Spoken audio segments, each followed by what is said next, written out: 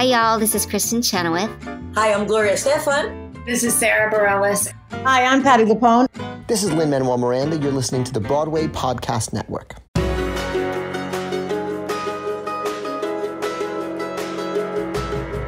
Welcome back to the Theater Podcast. I'm your host, Alan Seals, and our guest today is Mikayla Renfrow, who is currently Nessarose in Broadway's Wicked. I almost said Ricked. That wasn't right.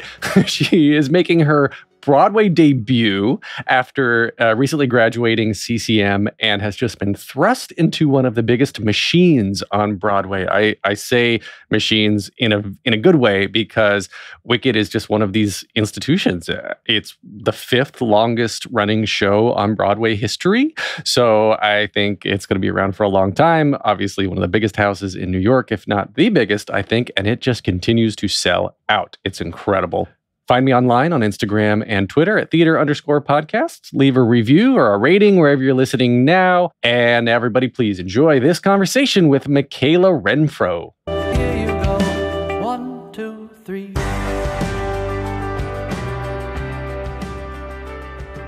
Today's guest is making her Broadway debut as Nessarose in Wicked. She recently graduated from CCM and has additional stage credits, including the title role in Cinderella at the Paramount Theater, Alice in Seven Brides for Seven Brothers at the Muni, and Dali in Smokey Joe's Cafe at the Fulton Theater. She was Princess Kimber in the Workshop of Bliss, and little known fact, according to LinkedIn, still works at Lululemon. Mikayla Renfrow, welcome to the Theater Podcast. Oh no, not my LinkedIn profile. So I assume you don't actually still work at Lululemon. No, I ended that job, I think, in October of last year. Whoa, hold on. Let me go back to that page. What is it? Educator. What does that mean? What were you doing? Educator. Basically, that's the term that they give their. I'm going to assume they're like lower based retail members.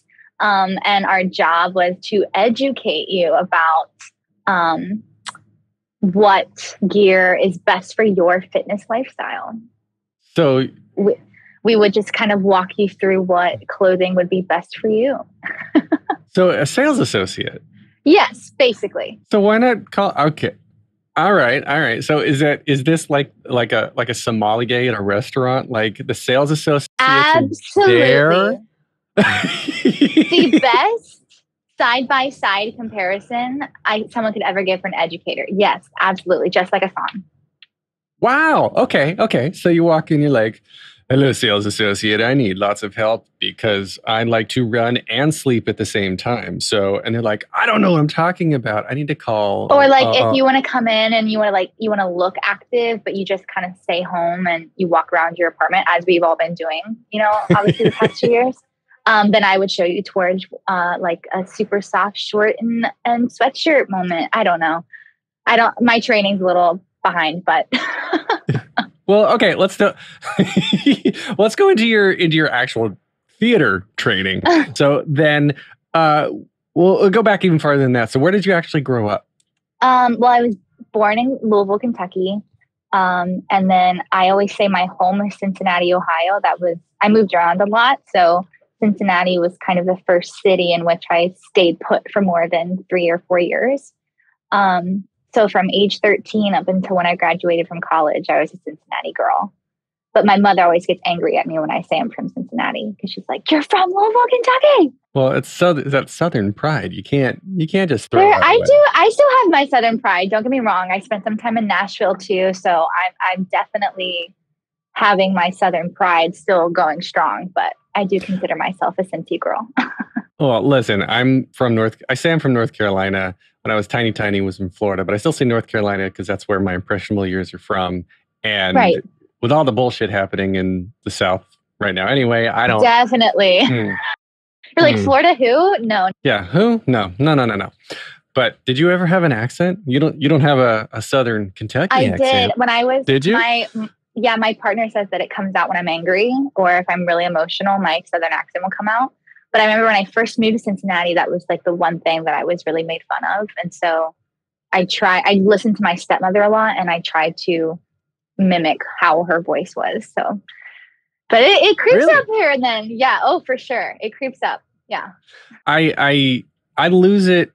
Or when I go back to visit. I just came from North Carolina. I was there last week to visit my parents, and I go out and when I go to Bojangles, that's usually where it starts to creep in. Yep. Or if you're on the phone with family, it still comes. I can't keep it hidden. I can't. Hi, bye. Hi, y'all. I never said y'all. I never did the y'all thing, and I don't know. That just wasn't a real word to me. And did you ever say bless your heart? I didn't, just because I feel like that was said a lot about me, and so yes, yeah. So I try to not put that trauma on other people. I completely agree with you, because that was why I brought it up. I was like, oh, let's pity them while making fun of them. Bless their heart. It's like when the church women are really trying to gossip and spread things, but then they want to come off as kind and Christian. Bless her heart.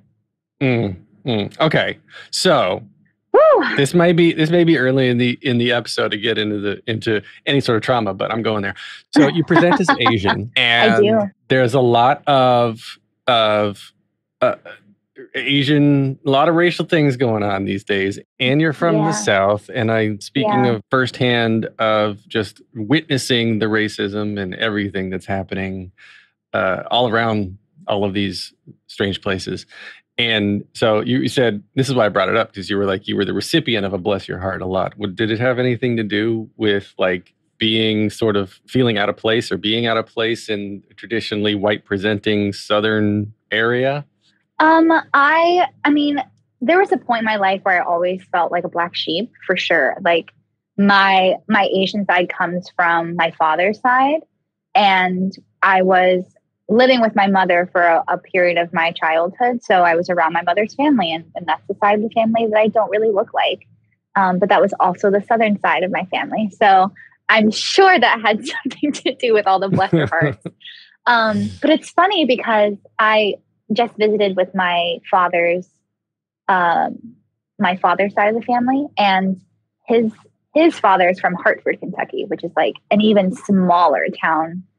And they were this half Japanese, big sibling family. There was 8 of them. And they always tell these stories about how they were like this one Asian family in this teeny tiny Kentucky town. And I took them out to drinks, and I was like, I just want to hear all the stories about you being the only family that wasn't this white Southern family. And I got a lot of the same trauma stories and the discrimination stories, but to them that they're like, but that was just life. And like, that's how it was. And, we assimilated, and it's true. Like I can see even in my aunts and uncles, almost how they would just put, what's the term?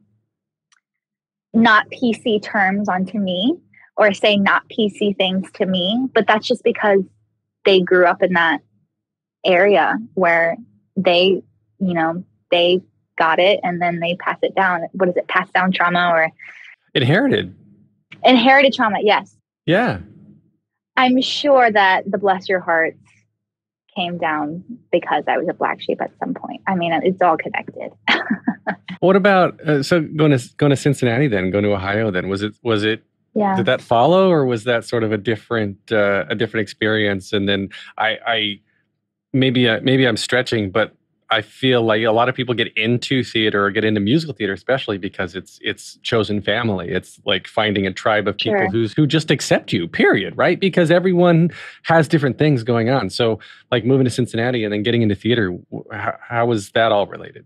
So I moved in with my father when I was 13, and I went to Catholic school for a semester because that was the only school I could join halfway through the year. So that was a time, that half semester in Catholic school, because I was a public school girly for my entire life. Of course, I was the only non-white, and also the only non-Asian in my program. I think there was like one other black girl in our entire, from what I saw in the hallways. And we would always say hi to each other. We're like, how did we get here? And I was like, I can't do this. I was miserable. I just moved to a new city, new town, no friends. And my dad said, there's an art school downtown, maybe that'll help.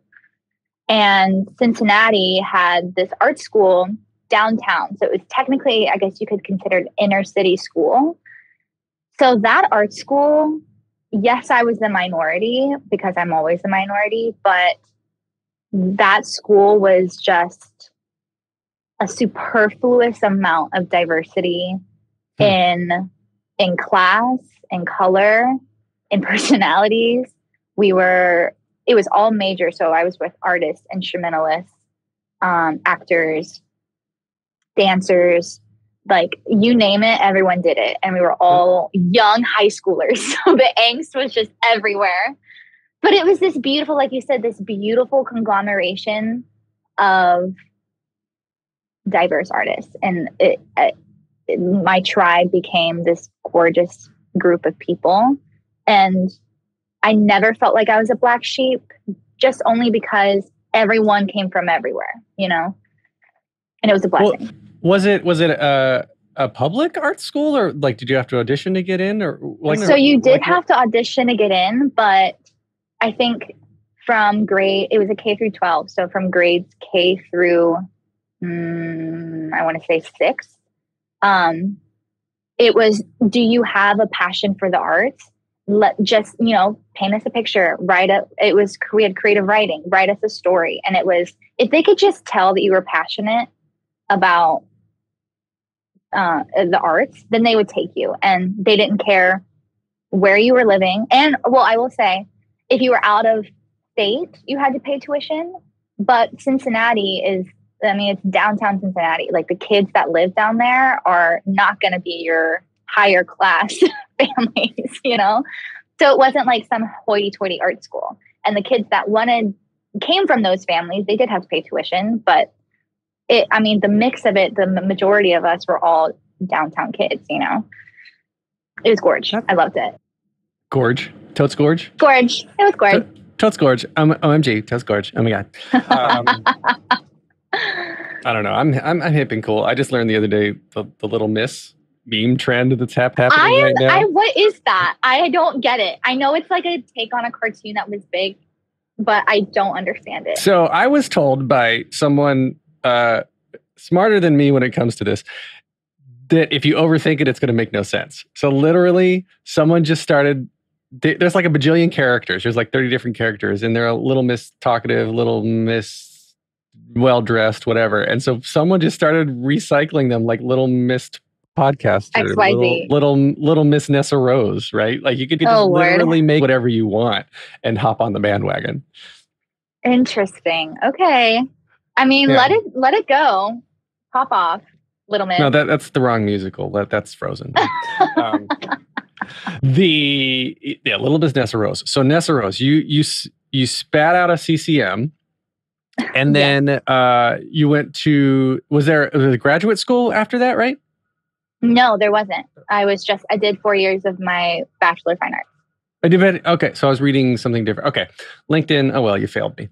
So LinkedIn failed me all over the place. Well, I probably failed at LinkedIn. Okay, I don't know. I think that I was looking for work as a survival job, and I was like, I guess I need a LinkedIn profile, and probably didn't.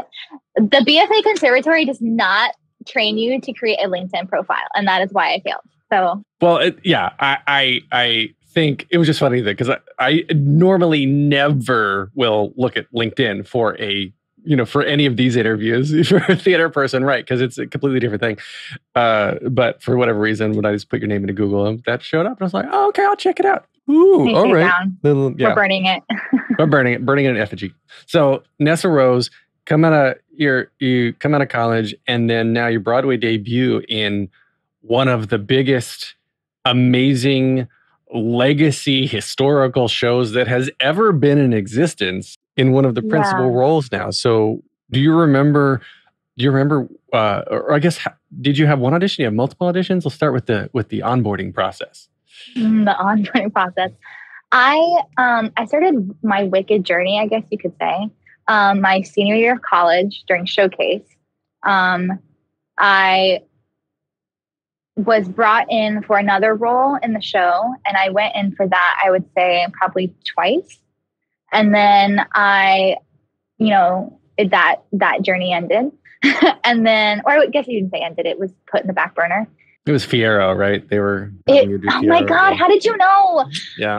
I was trying to like work around that. Anyway, actually it was Chistery. That's my dream role, is Chistery in the show. Really? Oh my gosh, are you kidding me? To like fly off these ladders and like the most physical moment. Oh, anyways. And so then I went about my life, you know, auditioning for other things. And then Nessa came into my life in March of this past year.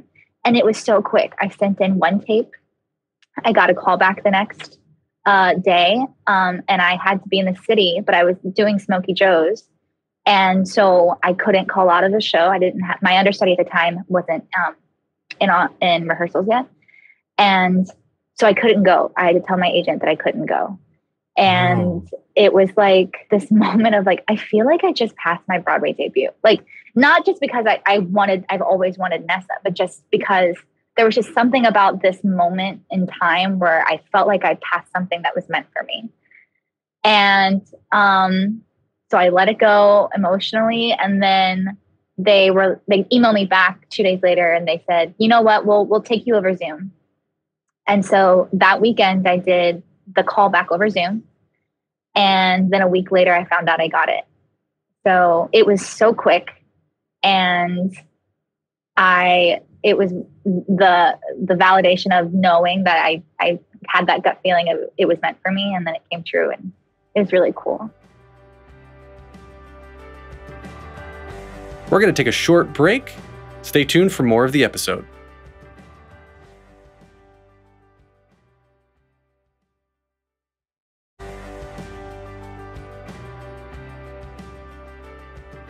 Wow. Are you an instinctual person like that normally? Like, do you follow, like, I always say that when I want to follow something, I feel it in my solar plexus. And then I've met people or been in situations that feel like they're pulling me away on the back of my neck. And I'm like, I can't be around you.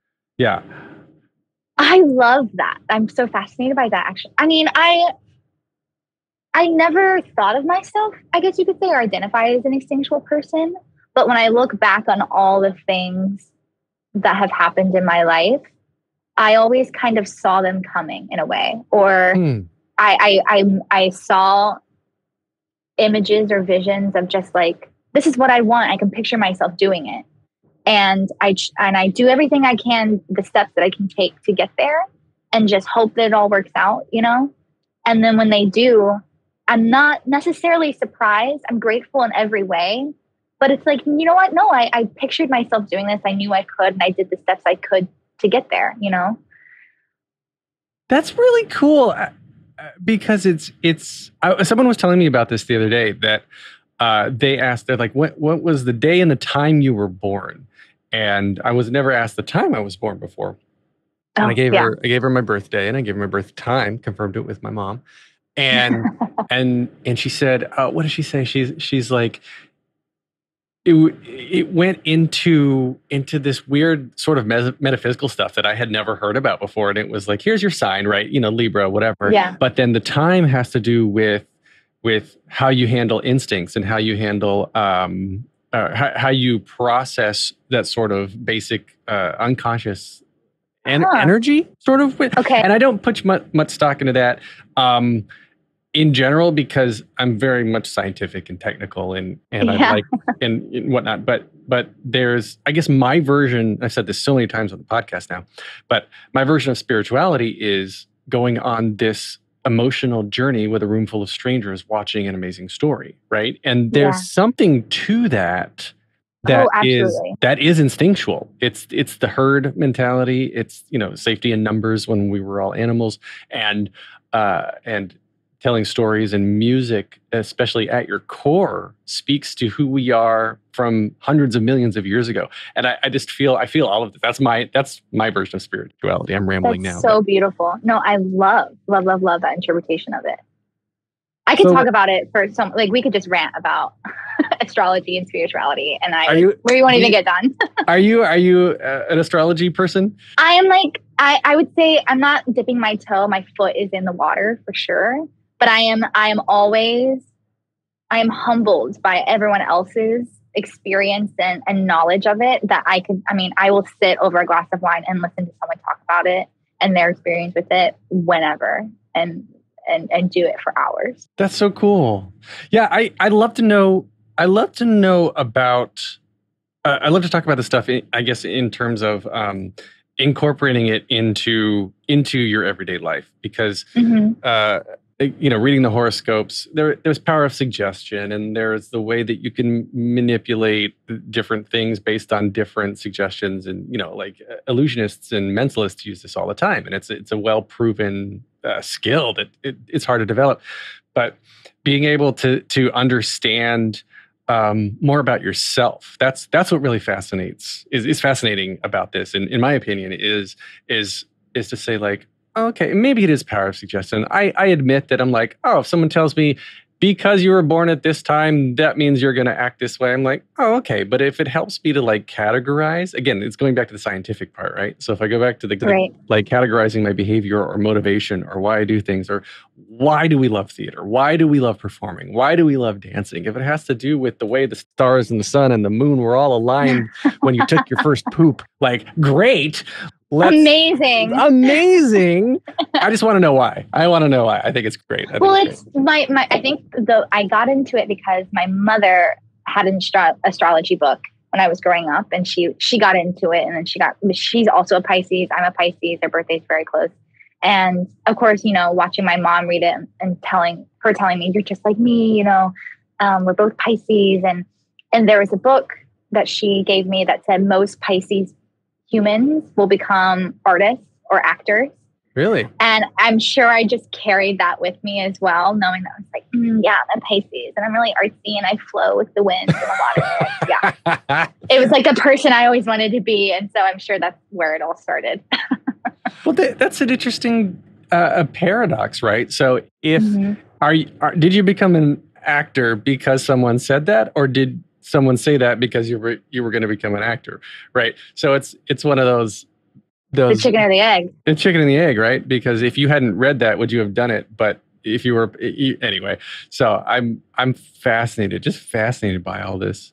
I know we could go on. And all of these. I mean, looking back in your life, right? Were there any moments, I guess, when seemingly insignificant chances made you make a choice or led you down a path that all of a sudden you're looking back and you're like, oh yeah, I took a left there instead of a right, and now I'm on Broadway. What the hell, right? Is there any moments that you can think of? Because like you moved to Cincinnati, didn't like the Catholic school, and then just to get away from Catholic school, ended up in an art school, which it's a big move, but it wasn't an intentional, I'm going to go here to be an artist move. Mm-hmm. Yeah. Oh goodness. That is so hard, just because I fully believe that every milestone was meant to place me where I am, And so to think that, I don't know, and I only say this just because I had a whirlwind of a childhood. Like I moved around with family members. Like I bounced from family member to family member, and each home I was in gave me something that I like that brought me to where I am today.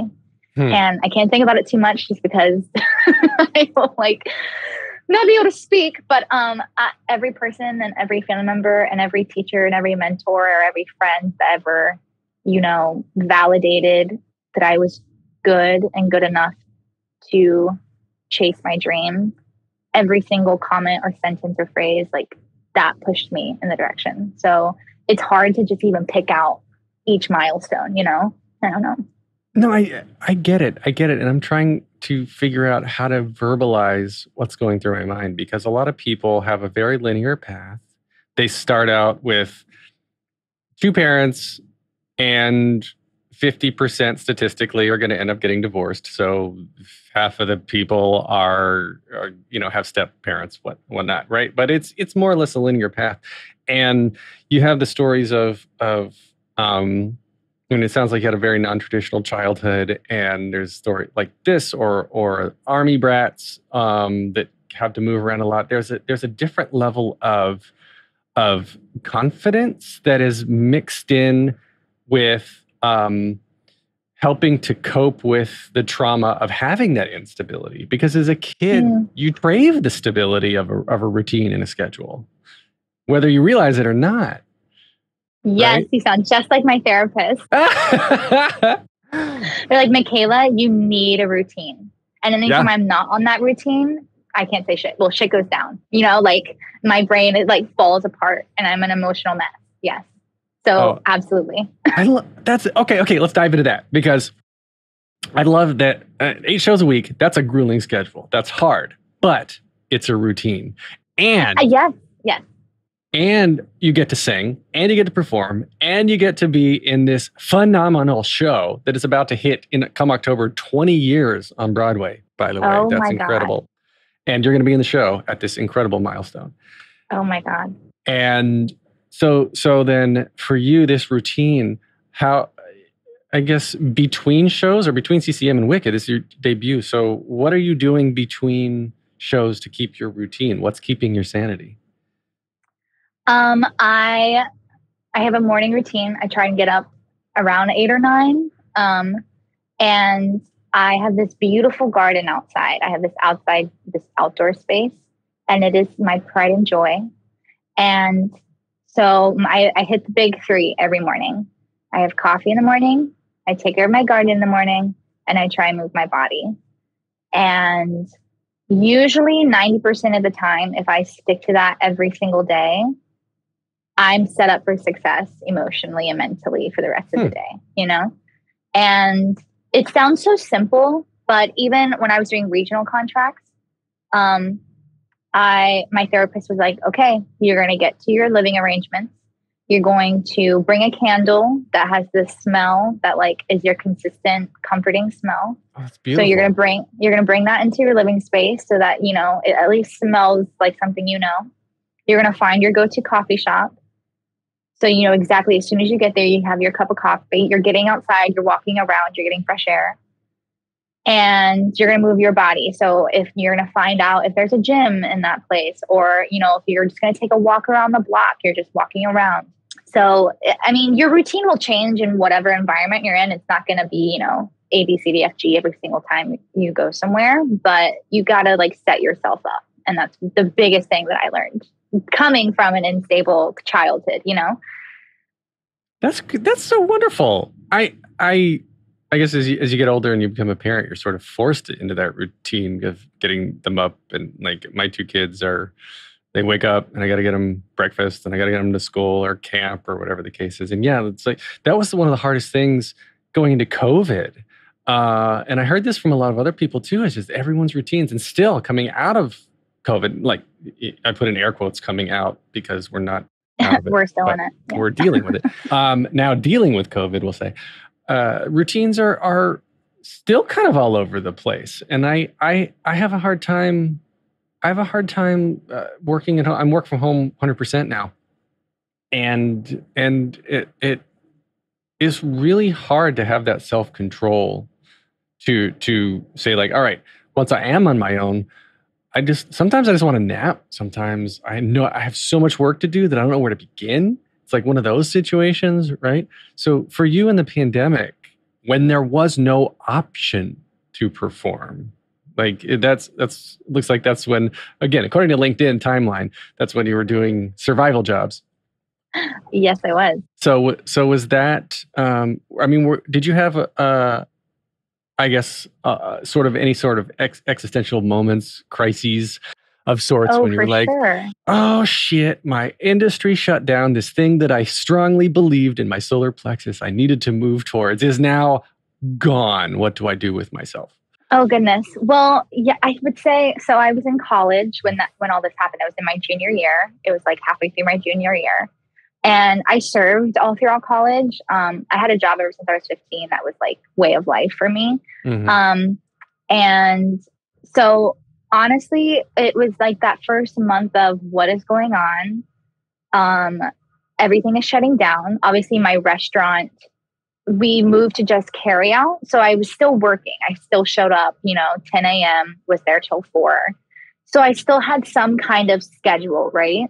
And then once it got really bad, and we were just stuck in our houses, that's when, of course, the mentality of everything started to really hit.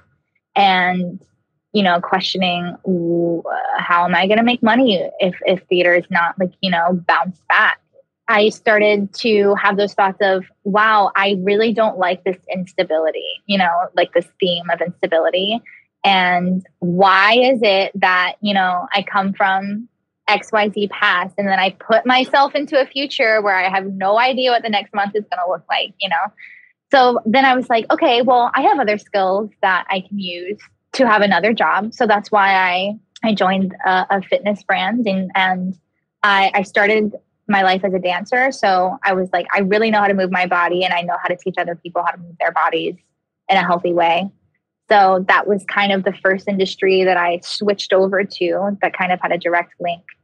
And then my purpose became not actor, artist Mikayla, but love to move your body, Mikayla. And I was like, your go-to fitness instructor, which honestly is, I think, a big crossover in our industry, especially for dancers. So that was kind of how I had to have purpose, right? You have to have purpose and a reason to get up in the morning. And absolutely, if I didn't have that, I mean, after 2 weeks, it was not going to be good. So I just immediately found a new purpose for me to be productive and make money, truly.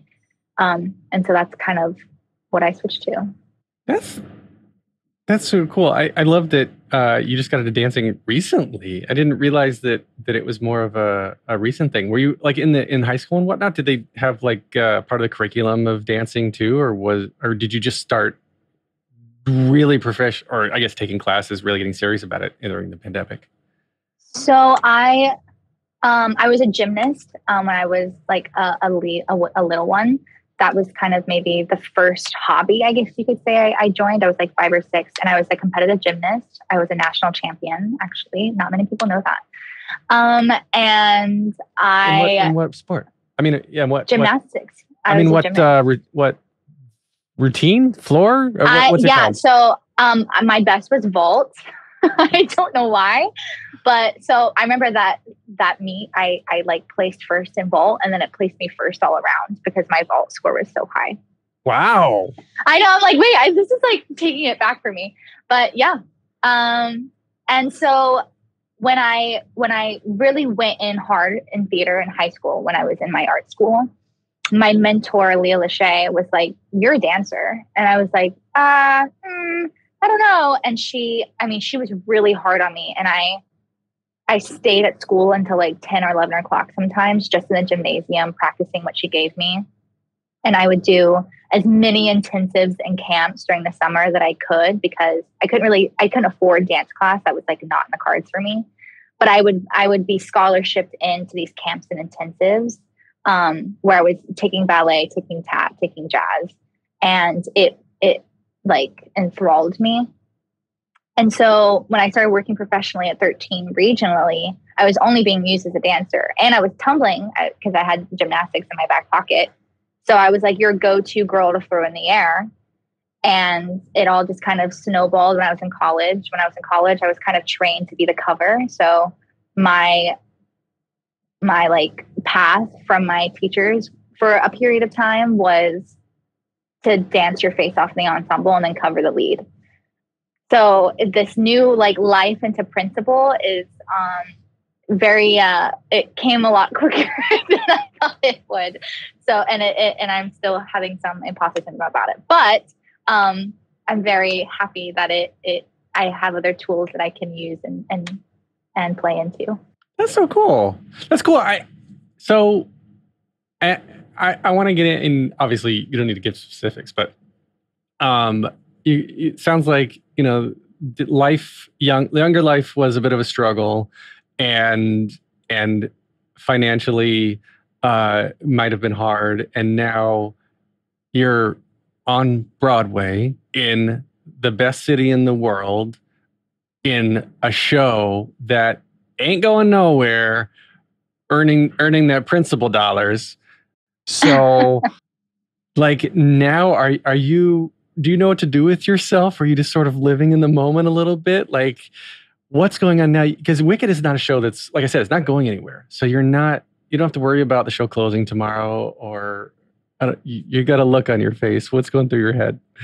Oh, I think, well, it's funny because I've always been a person where like I write down my goals, and I have like a specific planner brand that I've been using since I was a senior in high school. And part of it is you write down your goals, and then you write down the steps you take. And so you're like proactive towards your goals. But I've had this planner brand for a really long time, but I have the planner that I had from senior year of high school where I wrote down my dream life. And I remember like just the other day, I was walking to get a bagel before a show, and I was like, oh my God, I'm literally like in the vision that I had writing this dream life out, where I'm living in New York City. I have a job on Broadway. I'm paying rent. I'm not like scraping to get by, like this bagel is not going to be my one meal for the next 3 days. And I just had this overwhelming feeling of, the girl, that 17-year-old girl would be so proud and look at me and be like, yeah, that's what I want to do. And it's so rewarding, but that's such like an understatement. Yeah, it means a lot. We're going to take a short break. Stay tuned for more of the episode.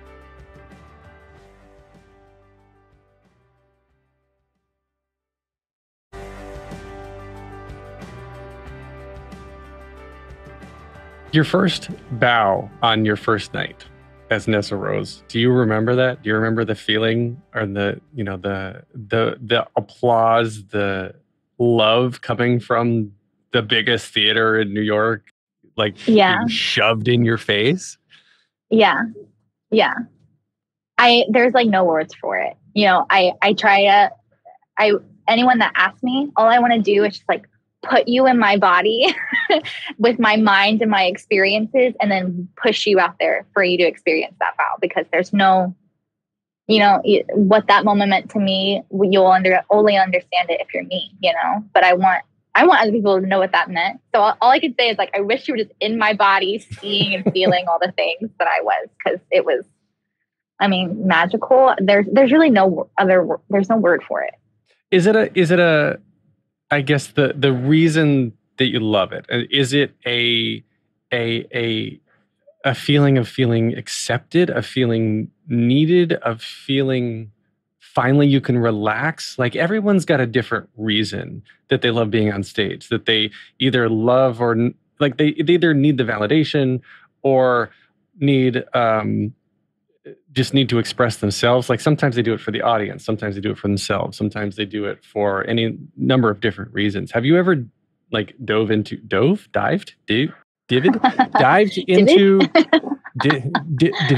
have you ever it into Have you ever Lin-Manuel'd why? Oh, amazing. Have you ever that was great. Explored why the why of all of this? Because I feel like if anybody, you're probably one of the ones who's really gone into the back of their psyche to look at this. Yes, I've journaled about this a lot throughout my training and life. Like, why do we do what we do? I think we had to do that a lot when everything shut down. We had to go back to our why. And I could say there are many reasons why I do what I do. Many, many reasons. The one that is prominent in my brain at the moment is just because of our conversation. Knowing that there were other young kids in the audience who are looking up at us actors, and they might be going through whatever they're going through in our life, And I can only put myself back into that situation of feeling like I was living this life and I couldn't get out of it, And what this hobby turned lifestyle turned my career, what it gave me was that I was meant for something more than the life that I was currently living. I wasn't meant to be feeling the way I was feeling, or I wasn't meant to be, experiencing sad things that I was experiencing. I was meant to hold in tight and just wait for the actual purpose and the actual life to start, you know? And I guess when I do my bow every night, my really good friend Jordan, who's in the show, we've gotten really close. He's my Bach. Every single time we always just look at the kids. He's like, did you see those really cute kids over there? They're looking at us with these big bright eyes, and or kids that, you know, look like us, that look like me and Jordan, who, you know, back then when they looked up at cast, they didn't really see people like us in the front, you know? Mm-hmm. We always check in with each other like, oh yes, I saw those kids, and oh my God, that was like a little you, or that was a little me. And those are the thoughts that go through my brain. And I think that's very much a current moment. There are many other reasons why I do what I do, but recently and as of today, that's kind of what blows through at the moment. Yeah, Jordan Barrow, great guy. First Black man to play Bach in North America. So yeah, you doing a lot. I hit the jackpot. Yeah, with Brittany and Jordan and you and it's and Clifton and Clavant, and it's a dream cast. And I remember like my first couple of weeks, I was like, if I had to be dropped into any Wicked cast, it would be this one. Like if I had my choice, oh my God, it would be this one. Well, it's a good show. It's a good cast. I mean, great show, great cast, great everything. And I mean, you like you said, you hit the jackpot with this, because coming out of college after a pandemic, people don't get the stability that you've got right now. So save your cash, don't take this for granted. Like but enjoy every moment, right? You got to be present. And I'm sure it sounds like you've done a lot of work on yourself, and I'm a big proponent for therapy. I do therapy myself. Is just everyone go to therapy. Everyone go to therapy. My God, please. I wish it was government mandated. Or even just like read a self-help book and journal about what you read, because I know that therapy isn't always attainable. So just read a self-help book and go sit outside under a tree and journal about it. And that in itself is going to help. Just writing. You know what? This is a complete tangent and whatever. It has nothing to do with theater. But I like to read, there's certain subreddits on Reddit. Okay. And one of them is just like these anonymous confessions from people about how they're feeling in the moment, or like something that happened to them or something that they did or whatever. And it's like it's so cathartic for them. You read the comments and whatnot, and it's so cathartic for them to like get feedback from strangers. And especially they just, if they're like, oh, I'm feeling depressed and I feel like I'm worthless or whatever the case is, right? They're not alone. They don't feel, they all of a sudden get bored and realize that like, oh shit, there's 1,000 billion trillion other people that feel exactly the same way I do. And I never knew that before. So I think it's rather important to, again, talk to somebody or journal. I think that is great. I agree. Yes. I agree with that. Yep. There's 3 standard closing questions I ask everybody to wrap up every episode. But before that, I thought it'd be fun just to read you your horoscope for today. I pulled it up. Thank you. We are recording today, July 22nd, 2022. Your horoscope is: you might surprise a few people with your words and actions, which could seem out of character for you, Pisces. Don't be surprised if you don't think or act like your normal self. There is a streak of the oddball inside you that wants to have its day in the spotlight. Let that part of you shine through by wearing your plaid pants with polka dot shirt and furry orange hat. Wear bright, expressive colors that show off your willingness to stand out in a crowd. Learn to love yourself and attract your perfect relationship with a free psychic love. Oh, no, that wasn't part of it. Okay. Yeah. You know, I resonate with that because I'm a neutrals girl. Like my closet is black, white, gray, maybe olive green, maybe some yellow. So I think I will try and bring out my yellow and maybe an orange, like a terracotta. My lucky scarf is terracotta. I'll bring out my colors today. Stand out today. And when something great happens, let me know. I want to know what this just manifested into existence. I think that's brilliant. All right, so we'll go into the 3 closing questions before the world ends again. Where does my notes go? Okay. Question 1. What motivates you? Which I think you probably answered in this form already, but very simply, what motivates you? It's actually really hard to answer. What motivates me? Audiences, kids coming to see the show.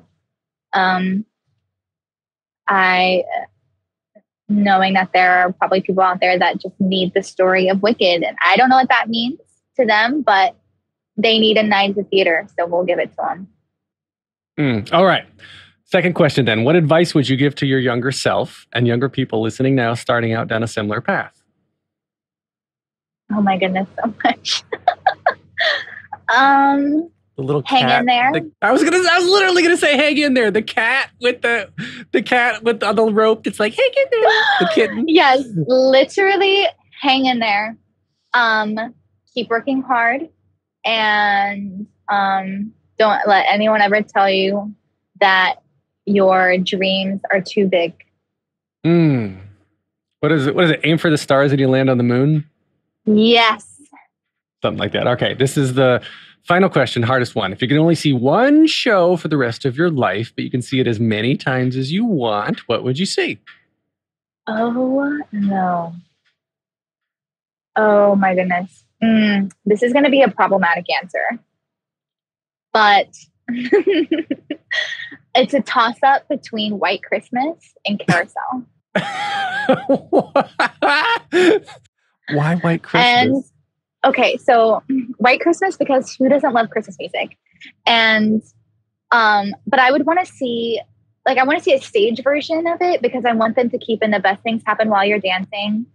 And there's a number where she's in this yellow dress and there's like this she does like a tap number, and it is literally the most amazing dance sequence.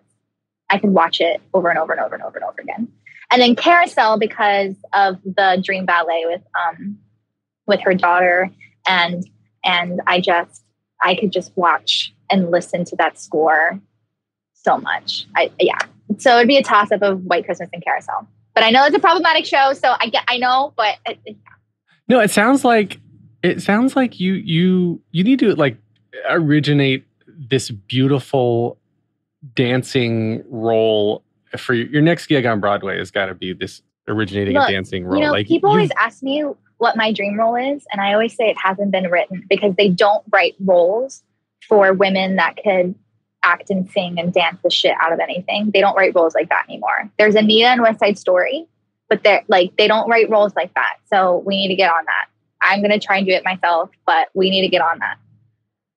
You have the best point that I have heard in a very long time. You're right.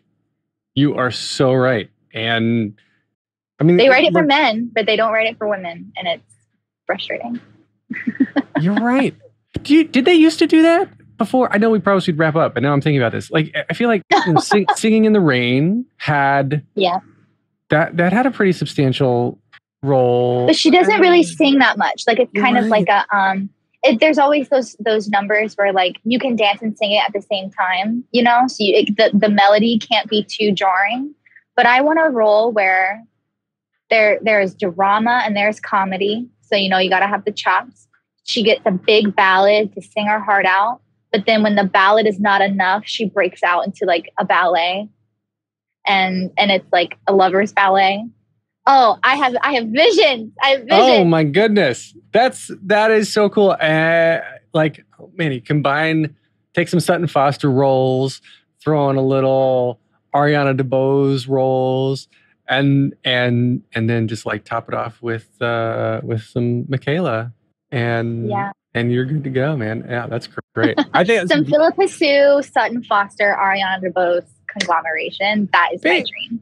Basically, all the powerhouse badass women from Hamilton. Let's just go with that. Yeah, like if we could just put all the sisters together, but mix in the Bullet track. That is my track. I mean, but look at all the other women. Like Amber Ardolino was in Hamilton too, right?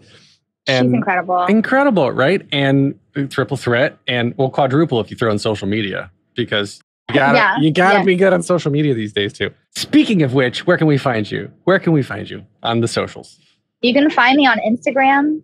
That's kind of the most consistent social media app I use. I just got on Twitter, but last time I was on Twitter, I was, I think, in high school, and I was scared to use it. So I'm slowly getting back on Twitter, but there's really not much there. So I would say Instagram is the best way to see what's going on. Are you on TikToks? I am, but it's mostly just videos of my garden at the moment. But if that's the content you want, then I'm a gardener. I love, I got heavy into aeroponics and hydroponics. Like I dove down that road because I wanted in New York, I wanted, dirtless gardening. And yeah, so I'm definitely going to follow your plant talk. My garden TikTok? Yeah. So that is definitely where it's starting. There's going to be some theater here and there, but it's going to be a garden TikTok. You should do like some stop motion with vegetables or something you're growing so you can like reenact famous dance scenes with your plants.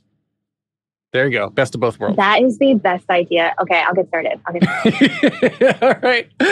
You get more of me at thetheaterpodcast.com. Leave a rating and a review. Hit those 5 stars like I'm an Uber driver. Wherever you're listening now. This has been edited by Well-Run and Hoodlum Productions. Jukebox the Ghost gave us intro and outro music. And Mikayla Renfrow, thank you. Oh my God, this has been such a fun conversation. Oh my goodness. Thank you.